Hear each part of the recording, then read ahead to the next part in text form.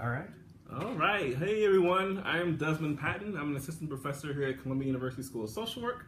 And I'm with my good buddy and friend, Courtney Cogburn, and we're going to talk about magic grants. Before we get started, I want to tell this little story about Courtney.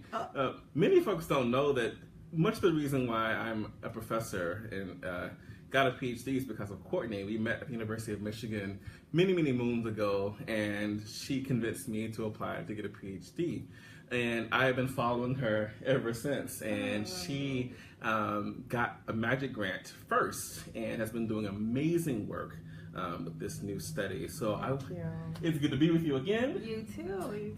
And, I just want to hear more about Hi. This is weird. Yeah. I want to hear more about the magic grant. Tell me, what is the magic grant? How did you get it? And what have you been up to this academic year? It was so interesting. I didn't know anything about magic grants when I first applied, but I gave a talk to some people who are in development from around the university, and someone who's at the School of Journalism mentioned, your work would be really interesting to the School of Journalism, and they have these magic grants. And so we kept it on our radar, and when the call was released again, we applied. What's interesting is I submitted the grant when my baby was like 3 weeks old. I remember this. And I was juggling him in one arm, typing with one hand, trying to finish this proposal and get it in on time. Probably had no sleep. I wasn't sleeping, but apparently I pulled together some coherent sentences. And it really is magic, right? So it's the funding that you get, but I think the intent is to give you as much support and resources financially and in terms of networks and who they might be able to connect you to, give you as much of that as possible within a year to help you do something really cool and amazing. And it's such a privilege to have that time and support as a junior faculty member to just explore some cool new idea that may or may not work out. But that's the point, right? That you sort of take this moonshot and see what happens. So it's been fantastic. It's been wonderful. So tell me about your project. Okay, so this project, I think I told you before that when I proposed this, I had never used virtual reality. But I cold emailed Jeremy Bailenson at Stanford University and said, hey, might you be interested in doing this project on racism and virtual reality? I don't know anything about virtual reality. I know a lot about racism. Perhaps we could team up. Yeah. And he responded really quickly. I just thought he would be busy and wouldn't get around to respond. Sure. He responded, I think, within a couple of days and said, yes, let's talk. Can you talk this afternoon? Or, so it was a very quick response. Yeah. And I'm like, what? Like, he's the guy who does this, and he's responding to my little email, right? So, but it's been a really amazing partnership. Sure. And, I now even consider Jeremy a friend, right? That we've really built this relationship working on this project together. He's based at Stanford. He has a team there. We have a large team here at Columbia working together. And what we wanted to do was to try and think about ways we could connect people to experiences of racism in ways that may not fully register when you try to explain it using data or when you even tell a narrative in other types of ways. We were wondering, maybe you just need to walk in somebody's shoes to get some of this, to really get what it feels like to go through this on a day-to-day basis. And also I think it was important in the framing of the project to try and push against this tendency to think about racism as individual experiences. So me calling you a name, right? Racism is way more complicated than that. It's interpersonally, it's more complicated than that. People talk about microaggressions, but it's also cultural, it's also structural. So we wanted to try and pull some of that to the best that we could into this experience. So it started off with this whiteboard at Stanford, just writing down as many ideas as possible. I think there were like 50-something just thoughts on the board. And that ended up being boiled down into creating an experience where you are Michael Sterling, black male from age 7 to 50. And you're walking through his shoes and experiencing things across his life course. So at age 7, you're in his elementary school classroom, being disciplined harshly by you're a white female teacher. At age 15, you have an encounter with a police officer. And I talk about this in the TEDx talk, and I think this is an important point, that we use real data to help us construct these experiences. So we have real data on stop and frisk practices in New York City, right? So when we put you through a virtual reality experience and have you get on your knees and put your hands in the air for jaywalking, that's not actually that extreme. It's not extreme at all. I'm getting chills just thinking it about happens that. all the time. Yeah. And in the experience, we're able to do things like where if you drop your hands, the police officer becomes more aggressive and says, I said keep your beeping hands up. Oh. Right? So you can try and create this intensity and emotionality in a way that many people would just not be able to experience. So Courtney, 2 questions. Yeah. Who's your target audience? There was an interesting question on my Facebook about our talk today, and someone said, well, people experience racism all the time, so why are you doing this? And then why this study now? Yeah, so my target audience, I think we're interested generally in how people respond to this sort of thing, but my personal interest is in white liberals, sort of self-identified white liberals.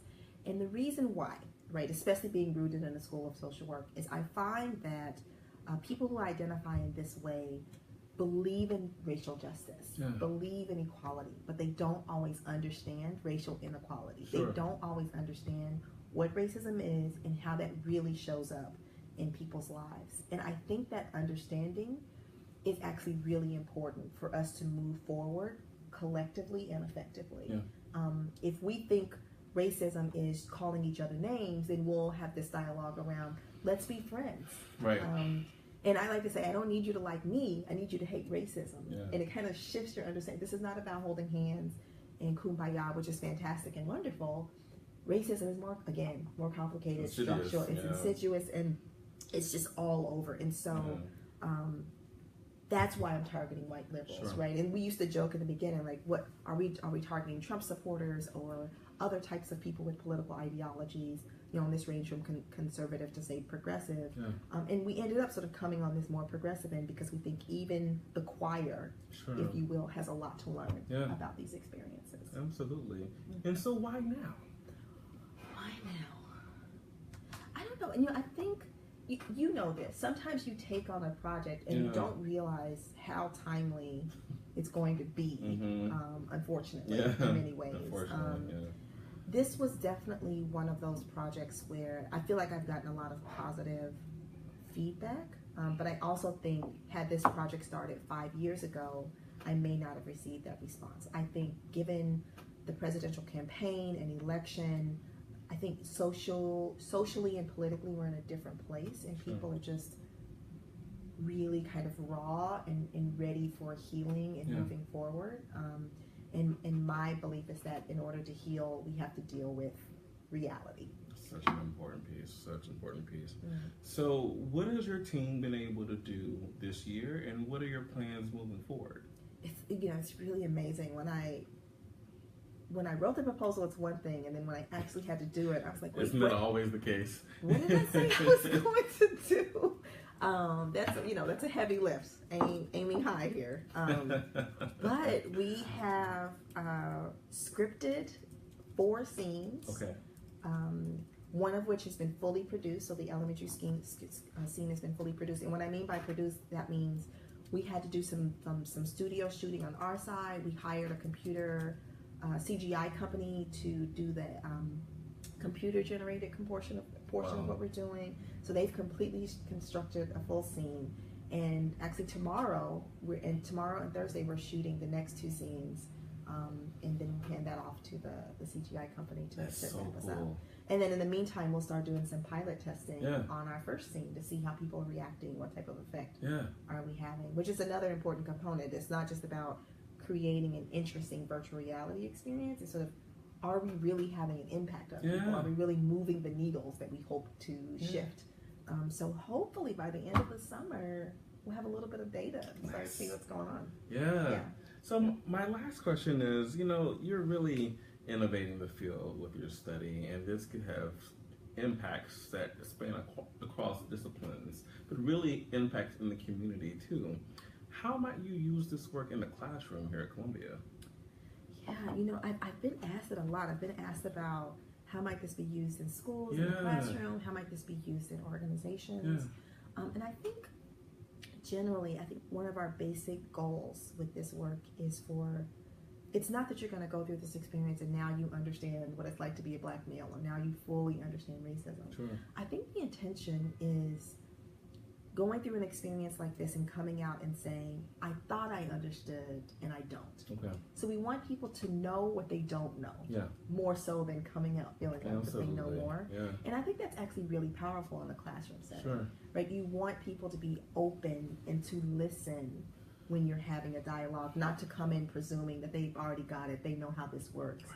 You want to open them up. Yeah. And my hope, I think in maybe at my lowest kind of threshold, is that this would open people up, and I think that can be really powerful. Absolutely.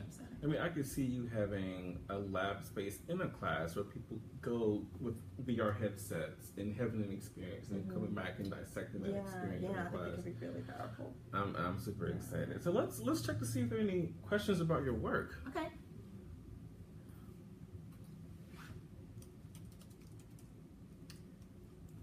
Okay. No questions. No questions yet.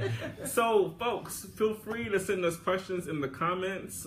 We are more than open to any questions that you have about our work. If you want to ask questions about Courtney's work, please do so. You can do it right now. And we're going to keep moving in our conversation.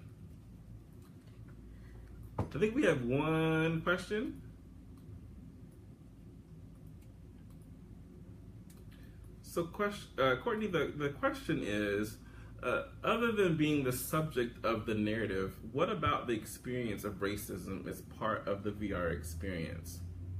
And he said, I remember seeing something about the physiological measures. Yeah, so when we started off, we wanted to measure physiological responses while people were in the experience, and it ended up being way too much to try to do in this first round. So in addition to taking data and using that to inform the way that we shape these different kind of complex narratives, we're interested in a couple of different things. I think the virtual reality space is really dominated by this idea of empathy, and we're interested in that as well, right? Do people start to better understand other people's feelings and emotions as a result of going through this? Sure. But we also make the argument that that's not sufficient, right? So you feeling bad in solidarity with me is not enough. How are you acting different? Absolutely. How are you thinking differently? And so part of what we are playing around with how to assess is decision making. So how might you interact or make sense of different types of policies as a result of going through this experience? Right. What do you look like before you come in, and what do you look like after? Evaluation component is so leaving? necessary. Exactly. And so might you even engage on social media differently, right? So we could track your social media engagement before and social media engagement after. Yeah. And that's not meant to be trivial. It's just sort of saying, it's a first step to say, are you engaging? Are you acting differently as a result of having gone through this? And another thing that we've been thinking about is, might you react differently to statistical data, right? Information that you've seen before, let's say about criminalization of Black men or mass incarceration or something like that. After going through an experience like this, do you have a different meaning making process about that type of? Kind of like doing a mini MSW. Yeah. Like a mini MSW, all in like 10 minutes. All in 10 minutes. I love it. See, are there any other questions? So someone wants to know, what were your findings and how can we volunteer or request to have such a virtual experience through your project? So we haven't started collecting any data yet. We'll hopefully start that in the next few weeks. I will say, though, that one finding is about the process. And so really having our collaboration with the team at Stanford that has this technical expertise and the social science research background, and just having this interdisciplinary team come together thinking about these experiences. When I have young Black men, for instance, on my team, and we're writing a scene about an encounter with the police, they're able to speak personally about what feels realistic and what they've actually experienced. And you have, people who are artists and social workers and psychologists and communications folks and engineers all on the same team. So one finding is how important that has been to our process to develop something like this. Absolutely. And in terms of the empirical data, that's to be determined. And in terms of volunteering, we have a website, and you can shoot us an email and let us know if you're interested. All right. Are there any other questions for us? Okay. All right, so you're gearing up. You're getting started on your project. Yes. So one, we won't spend the whole time just doting on each other, but you just do really, meaningful, important, and interesting work, and really innovative. And I think you can really understand what I'm saying when I say you have to pull from these multiple areas of expertise and teams to develop the work that you're doing. So I remember we first talked about the Magic Grant. Yeah. Like, this is amazing. You have to apply. Yeah. Your work will fit right in. Yeah. Tell me a little bit about where you started and where you went to in terms of coming up with your idea. Absolutely. So since joining the faculty at Columbia, I've been working on developing a computational system that can detect content on social media that might be problematic and might lead to injury or homicide, particularly among individuals who live in Chicago and who self-identify as being gang involved. Is that sort of, just to boil that down? Yeah, is it sort of like using math and algorithms to try and document patterns in words? Part of it. Okay. So it's a really good question. And so we work with some really brilliant data scientists that create algorithms that can detect and predict language that might be emblematic of violent or threatening or grieving content online. That's not where we start. So where we start is with young people. What we quickly learn is that we have no idea what people are saying on social media. We don't know what they're saying. You don't understand the use of hashtags or emojis. And the language is hyper localized. So if you're not from that block, you're not from that community. So even blocks. Block by block, the language can be vastly different. And so we realized that we needed to understand that context before making any decisions around how to detect. We start analyzing anything. I got you. So we start with young people and we have them analyze and translate data. Then I have a group of social work students here at Columbia that are part of the annotation team, which means we are coding social media data, but we're looking for those offline characteristics that really shape communication online. So what about the offline experience? What you do offline, who you talk to, who you're with, what school you go to, what violent events are happening, how does that shape and pinpoint what you say and do online? And then we take all of that contextual and qualitative information and then we categorize the data.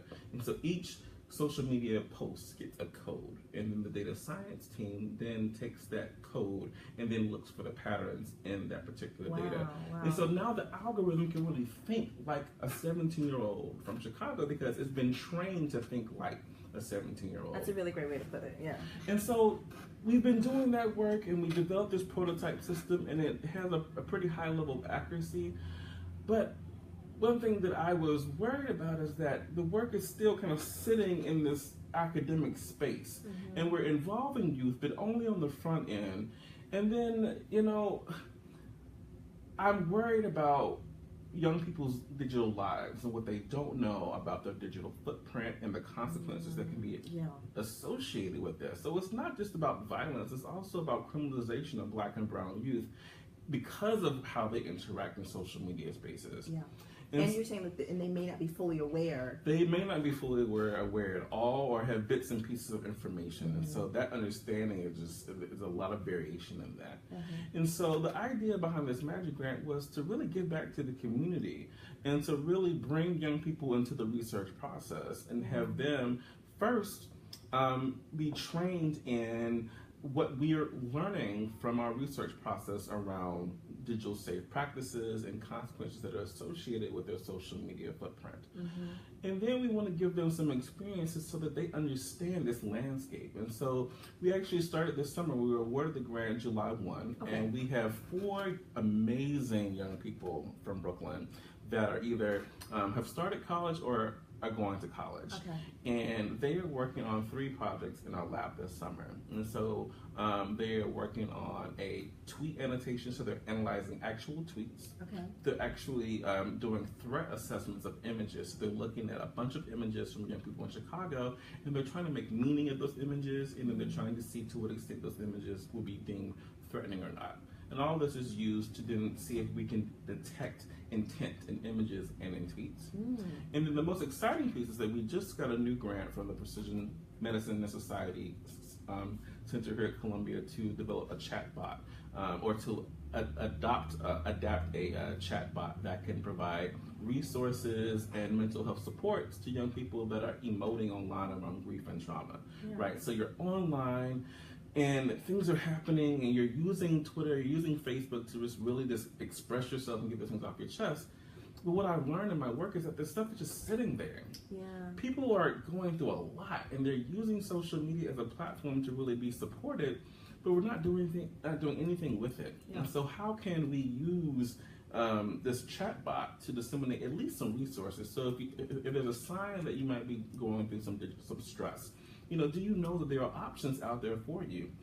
If you're saying something that's threatening, and we know from my research that things quickly escalate online, maybe you need to take a moment, stop, think, and breathe about whatever you're dealing with, and hopefully perhaps that chatbot can intervene in that critical time before you say something that's more aggressive. So let's take a step back. So what is a chatbot? Like, what is that? How might that use? Because I like what you're saying about this is sort of building self-regulation into social media use, right? Take a moment, take a breath, express your thoughts.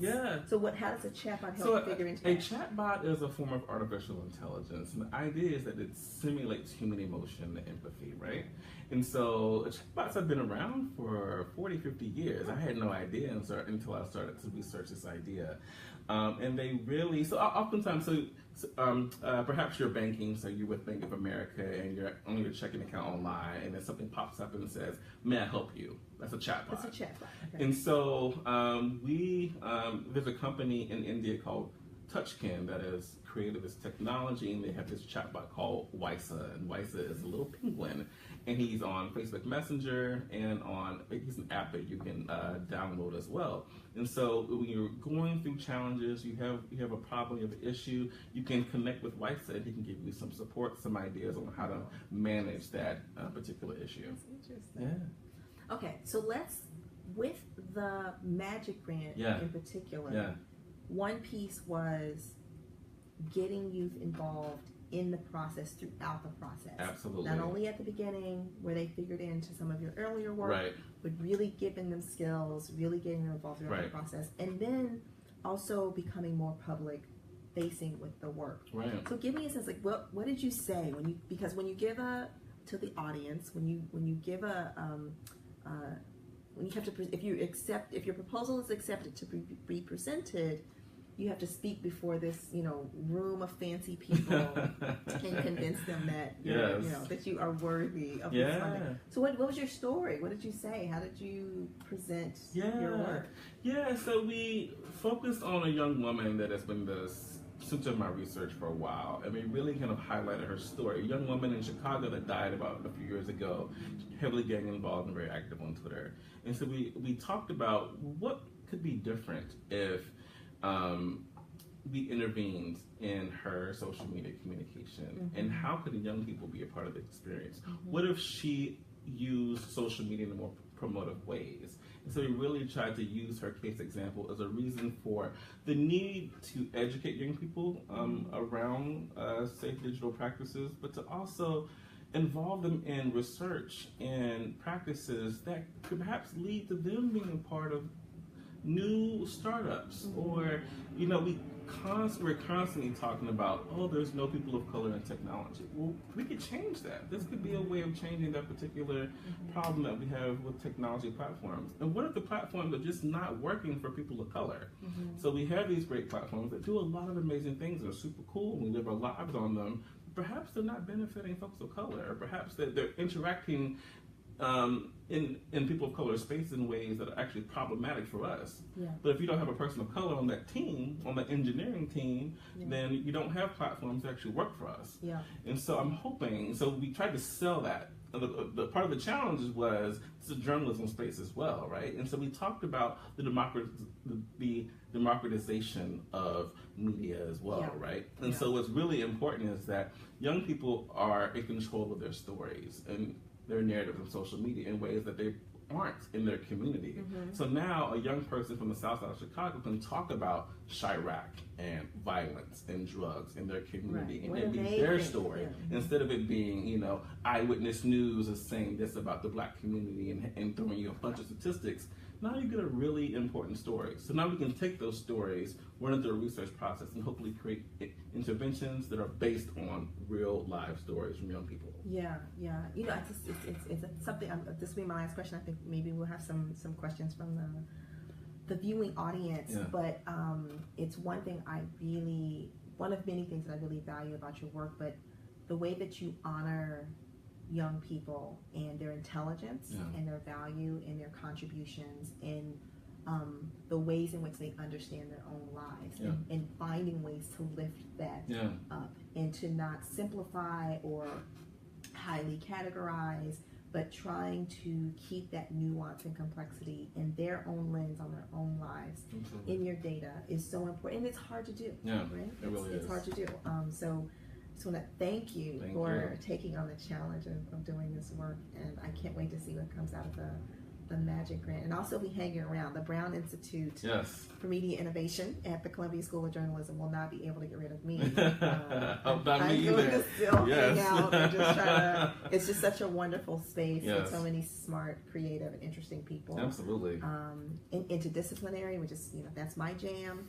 So, I'll be seeing you in that space as well. So let's see if we have some questions. A provocative question.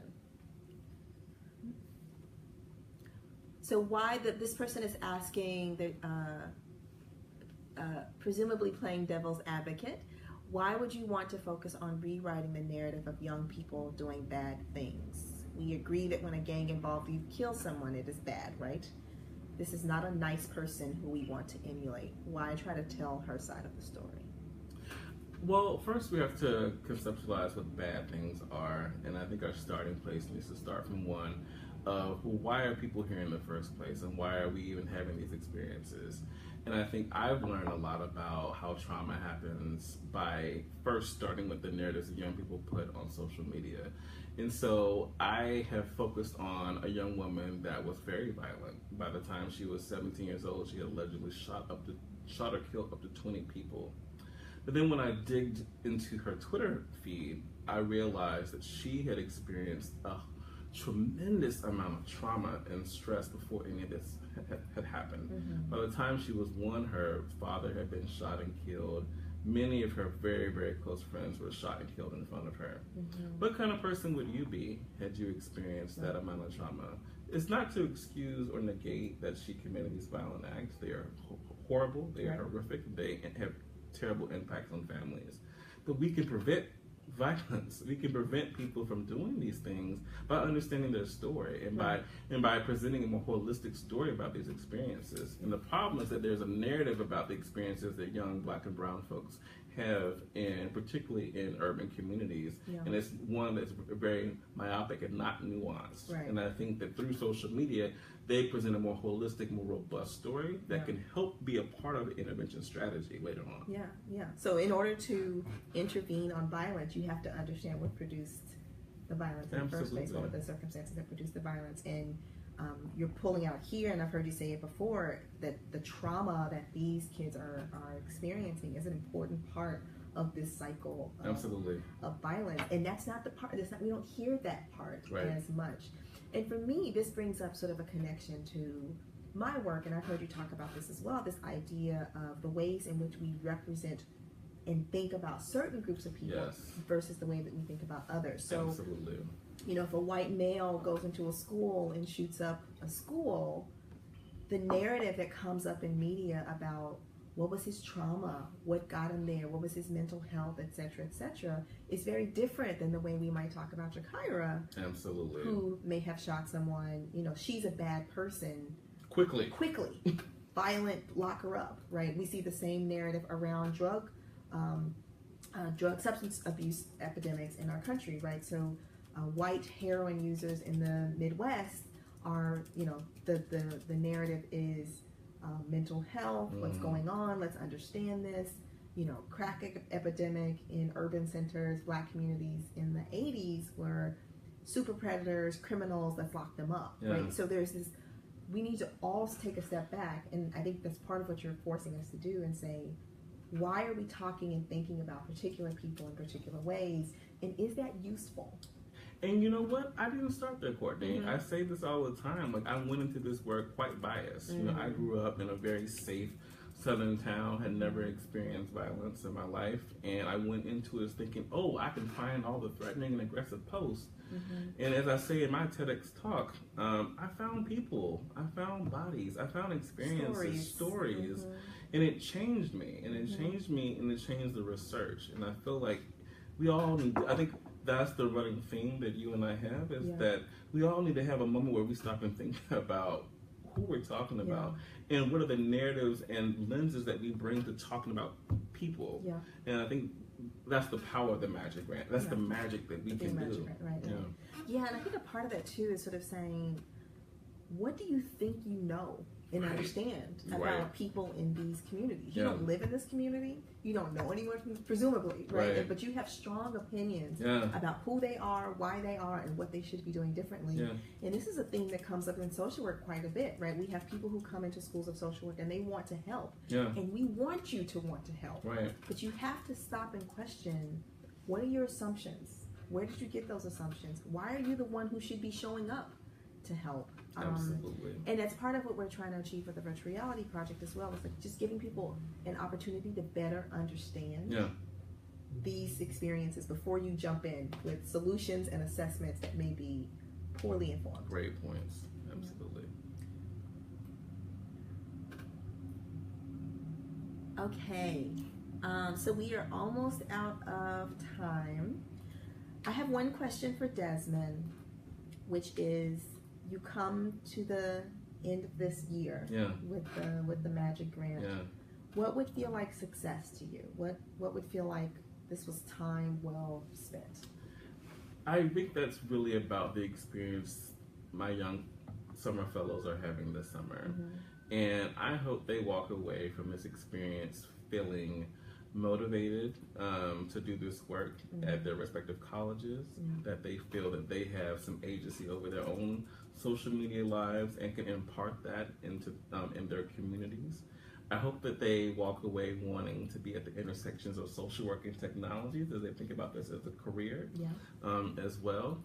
And then I hope that this is something that we can continue on. So the goal is, this is phase one. We'll have phase two next summer that will be bigger and more comprehensive, more programming. And I would love to see digital scholars labs all throughout the country, where young people are learning about social media, they're learning about technology, and they are growing in this space and becoming the new Mark Zuckerberg, becoming whoever they are, and leading in these spaces. I love this. I'm sorry, we have one more question. No? Oh, okay. Sorry, separate point. I love the idea of young people continuing to organize their narratives, presenting their narratives, thinking about their own stories, and using media and technology in various ways to get that out there. And they're already doing it, right? We have Black Twitter, we have all these sort of different spaces where we have taken these technologies and used them to shape our own stories. And so I love that that's an important piece of what you're doing. Okay, so my question, not my question, the person on Facebook. I can understand why Chicago is so prevalent for this research, but do you feel other major cities can benefit from doing the same type of study? New York, Detroit, Los Angeles certainly have high gang culture, violent inner cities. do you hope these types of studies spread to cities as social media differs by location? You talked about the importance of context. Absolutely, 100%. And so we are beginning to do work here in New York City. I've done a little work in Detroit, and I think that this is something that we should focus on across the country. But what's important, and what Courtney has alluded to, is that we want to keep humans in the loop. And we really need to be able to have young people from those cities be a part of a study to help us translate and understand the context. So that takes time and that takes money. And so I hope that people want to get involved, and if you think that you want to bring this to your particular city, then let's talk about how we can make that happen. But I think this is a vastly important issue that plagues many cities across the country and the world. Yeah. Well, I think we are out of time.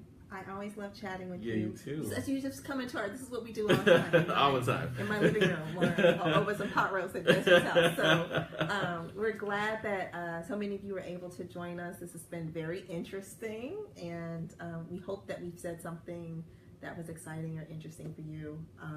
And we look forward to continuing the conversation offline. Bye, everyone. Bye.